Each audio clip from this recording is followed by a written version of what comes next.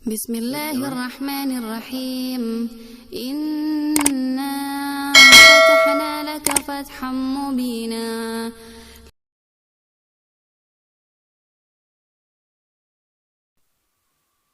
Assalamualaikum warahmatullahi ta'ala wabarakatuh.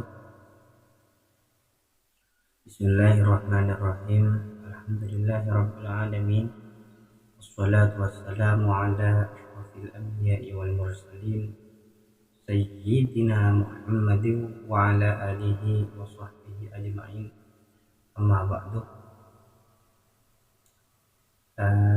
Langsung saja saya ingin mengutarakan keadaan sebelumnya untuk yang ngaji Fathul Mu'in yang part 3 itu karena memang ada banyak kendala dan banyak kesibukan, banyak tanggung jawab. Jadi sekarang baru sempat ya. Terus langsung saja ya, kita lanjutkan yang kemarin. Bismillahirrahmanirrahim. Qala al-musannif rahimahullahu ta'ala wa nafa'ana bihi wa bi 'ulumihi fid darin. Bismillahirrahmanirrahim. Fahadha al-mu'alliful hadiru dihnan mukhtasarun qalla lafduhu wa kathura ma'nahu min al-ikhtisari fil fiqh. Fahadha, maka adapun ini, al-mu'allif al-hadir, pengarang yang sudah hadir di dalam hati secara perasaan. Ini di dalam kitab I'anahnya itu sudah perasaan, secara perasaannya beliau sudah hadir. Syekh Zainuddin bin Abdul Aziz Al-Madibari sudah merasakan bahwa dia akan menulis filki di dalam jarak ulukan aktif lukan indero saya ulahan lah roisai ilmu kami lawan firm asyik yang syarat keahlian bahwa al-muktasabu dan ini dan alap min adillatiha saking piro-piro dalil ahkam, kemudian at-tafsiliyati kang so terperinci, wastimdaduhu utawi istimdadi fikih minal kitabi iku kitab wa faidatuhu lan utawi faidah kitab iki imtisalu awamirillah iku manut piro-piro perintah Allah Ta'ala, wajitina binawahihi lan ngetri piro-piro larangannya. Jadi fikih secara bahasa itu artinya adalah paham, sebagaimana sabda Nabi Sallallahu alaihi wasallam, may yuridillahu bihi khairan yufaqihu, barang siapa yang dikehendaki Allah kebaikannya, maka Allah akan pahamkan dalam urusan, dalam ajaran. Paham itu artinya kan sesuatu yang secara halus itu sudah bisa dimengerti. Limadat wa ghairah wa ghairihi wa khilafah mumadat. Yang mengatakan memahami sesuatu yang bersifat tipis, itu namanya. Kalau secara istilah fikih itu adalah ilmu hukum syariat. Syariat itu ajaran Allah Subhanahu wa ta'ala. Itu syariat namanya. Kemudian diamal. Kemudian ilmu ini sangat bermanfaat. Apakah ketika membahas ilmu fikih akan merentet terhadap amalan hati? Ternyata di dalam kitab I'anatul Talibin itu dijelaskan al-amaliyati kang bangsa amal. Qauluhu al-amali Wal muradu bil amaliyati, adapun yang dimaksud dengan amal, berbangsa amal, al muta'alliqatu bi kaifiyati amali, yaitu ilmu yang berhubungan dengan tata cara mengerjakannya atau melakukannya. Walau kana qalbiyan, walaupun bersifat hati pekerjaannya itu. Kan niyati seperti niat as-sholatu fi qaulina as-sholatu wajibatu amalin wa kaifiyatuhu ay sifatuhu al-wujub wal hukmu wa thubutul wujubil sholati wan niyatu fi qaulina. Jadi niat itu juga masuk dalam kategori amal, pekerjaan hati atau amalan qalbiyan. Niat itu di dalam wudu adalah wajib. An-niyatu fil wudu'i wajibat. Wajib hukumnya niat di dalam wudu. Amalun qalbiyun, pekerjaan hati. Wa kaifiyatuha al-wujub, caranya niat itu wajib juga. Wal hukmu huwa thubutul wujub lin, sedangkan hukumnya adalah ketetapan wajib di dalamnya. Jadi niat itu juga termasuk dalam amalan juga, amalan hati. Al-muktasabu min adillatiha at-tafsiliyah, yang diambil dari dalil-dalil ahkam, dalil-dalil hukum tersebut itu pengambilannya dari Quran, dari hadis, ijma' dan qiyas. Itu juga terperinci, satu-satunya itu terperinci. Contohnya seperti mengatakan aqimus sholata amrun. Jadi di Al-Quran wa aqimus sholata wa atuz zakah. Aqimus sholata, sholat itu hukumnya wajib, itu perintah dari Allah Ta'ala. Wal amru lil wujub, sedangkan perintah menunjukkan wajib. Ini masalah fikih, masalah usul fikih. Yuntaju aqimus sholati lil wujub, memberikan sebuah kesimpulan bahwa dawuh aqimus sholati itu menunjukkan. Contoh wala taqrabuz zina, janganlah kalian mendekati zina. Nahyun, itu merupakan kata-kata nahi ataupun larangan.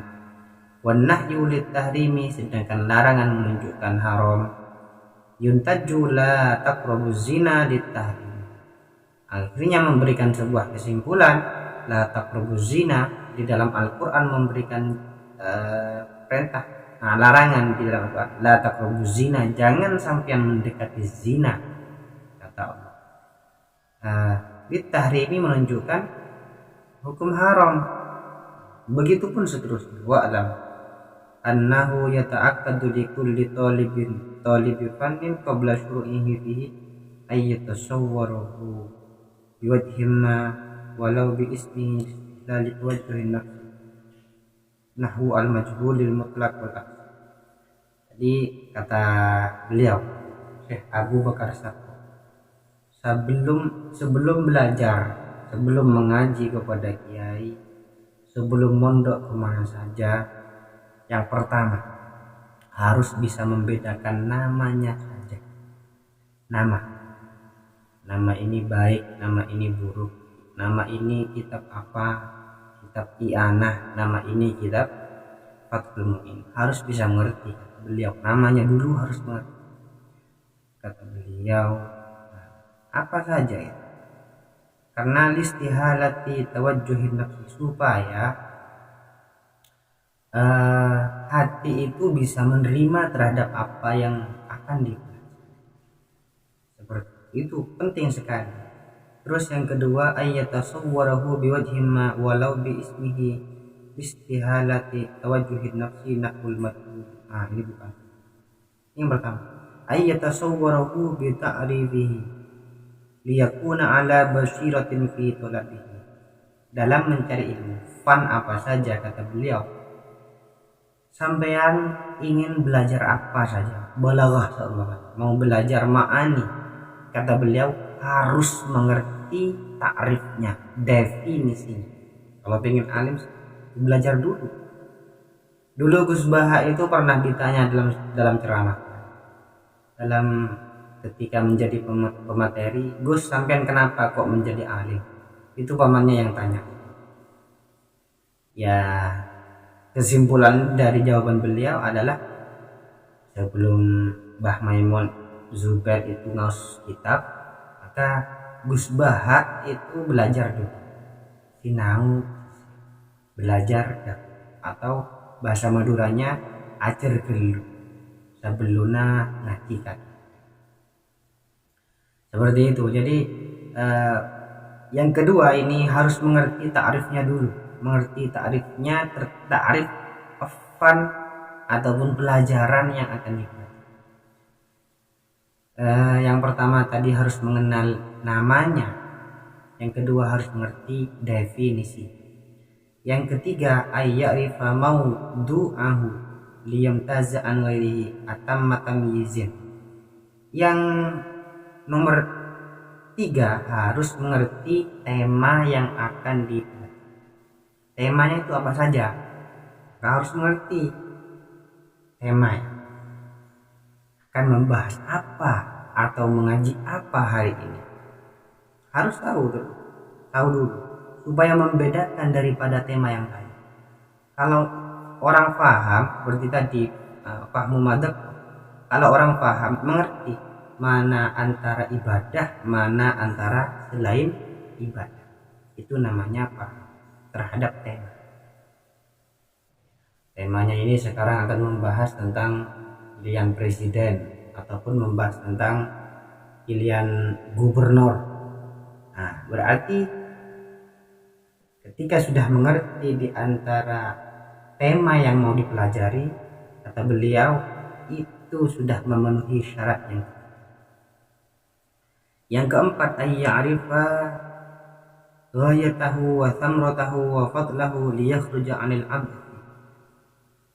Ngerti terhadap puncaknya, endingnya. Bahasa film ending, ada starting, ada ending. Ending itu ghayah bahasa Arab. Kemudian ngerti hasilnya, buahnya.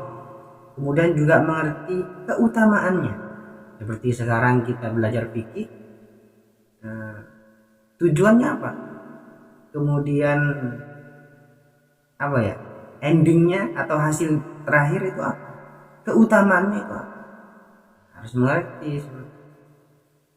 supaya nanti ketika sudah belajar mendapatkan ilmu, atamma tamyizin, atamma ilmu yang sempurna. Seperti itu. Bismillahirrahmanirrahim. Selanjutnya itu namanya sebelum ngaji harus belajar. Kalau pengen alim, kalau cuma mondok ya dikatakan mondok, beda hasilnya. Karena ketika sudah beda hasilnya, kalau seumpamanya kita pulang dari pondok ternyata bodoh, tata kramanya juga jeblok, tata kramanya sudah tidak bagus juga, maka kita akan menyesal. Ya seenaknya saja, nafsu yang didahului. Beda antara orang yang sudah mondok itu tidak mengerti terhadap ajaran agama dan sudah mondok itu ternyata tambah tawadu, tambah tata kramanya bagus, toto kromone api, ya itu nanti berbeda dengan yang mengerti. Ini tidak jauh dengan apa yang didauhkan oleh Allah Subhanahu wa Ta'ala dalam Al-Quran kepada Nabi Muhammad, yang mana Allah itu memerintah kepada Nabi Muhammad supaya mengatakan hal yastawiyal ladzina ya'lamuna wal ladzina la ya'lamun. Yang di surat Al-Isra ya. Qul hal yastawiyal ladzina ya'lamuna wal ladzina la ya'lamun. Ya, Al-Isra. Itu apakah sama antara orang yang mengerti dengan orang yang tidak mengerti? Jelas beda. Seperti itu. Faedahnya belajar fikih ini harus mengerti terhadap semua santri, baik santri yang kupingan ataupun belajar dengan cara kitab langsung dengan kitabnya, ataupun nyantri melalui YouTube, itu harus mengerti faidahnya, hasilnya, gampangnya lah faedahnya. Imtisalu awamirillah, kita mengerti fikih itu bisa mengikuti terhadap apa yang diperintahkan oleh Allah dan bisa menjauhi terhadap apa yang dilarang oleh Allah Subhanahu wa ta'ala. Bismillahirrahmanirrahim.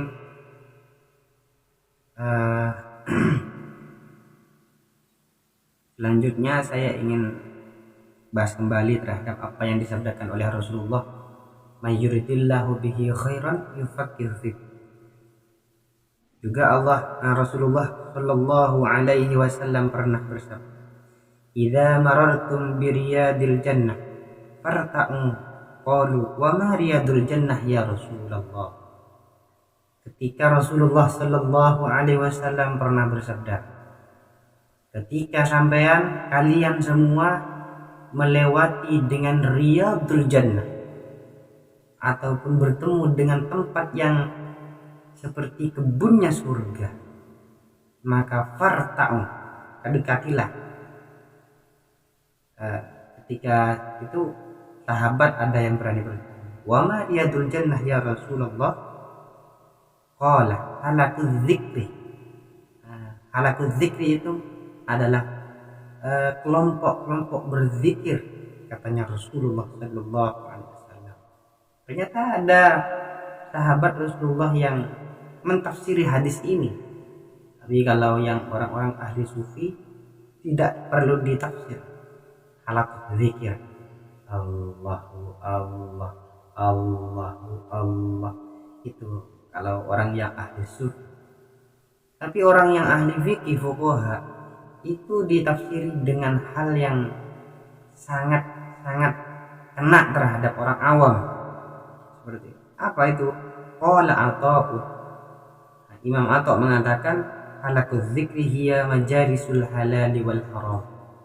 Halakuz zikri itu artinya adalah majlis halal dan haram.